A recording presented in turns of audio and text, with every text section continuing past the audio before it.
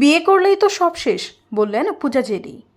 সময়ের জনপ্রিয় নায়িকা পূজা চেরি বলেছেন, বিয়ে নিয়ে এখনই ভাবছেন না, আরও 4-5 বছর পর চিন্তা করে দেখবেন কবে বিয়ে করা যায়। বিয়ে নিয়ে কুয়ালালামপুরে প্রবাসী সাংবাদিকদের করা প্রশ্নের জবাবে এই অভিনেত্রী বলেন, বিয়ে মানেই তো সব শেষ, এখনও সেটেল হয়নি, বহুদূর যেতে চাই, মাঝপথে আটকে যেতে চাই না। মাঝপথে আটকানোর জন্য পূজা চেরি আসেনি। সাকিব খানকে দেশের সবচেয়ে জনপ্রিয় নায়ক এবং জনপ্রিয়তায় তারা আশপাশেও কেউ নেই বলেও তিনি মনে করেন। রায়হান রাফির ওয়েব সিরিজ ব্ল্যাক মানিতে তার চরিত্র উপভোগ্য ও ব্যতিক্রমী ছিল। এ ধরনের চরিত্র পেলে আরও ওয়েব সিরিজ করতে চান বলে মন্তব্য করেন পূজা চেরি। জনপ্রিয় এই অভিনেত্রী বলেন, চমক নিয়ে আবার আসছি পর্দায়, তবে তা এখনই প্রকাশ করতে চাই না। শিশু শিল্পী থেকে নায়িকা হওয়া একেবারে সহজ ছিল না।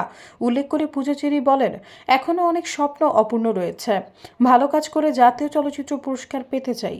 ঢালিউডের এই গ্ল্যামার গার্ল বলেন, শাবানা ম্যাডামের ভাত দে কিংবা প্রিয়াঙ্কা চোপড়ার বারফির মতো চলচ্চিত্রে অভিনয় করতে চাই।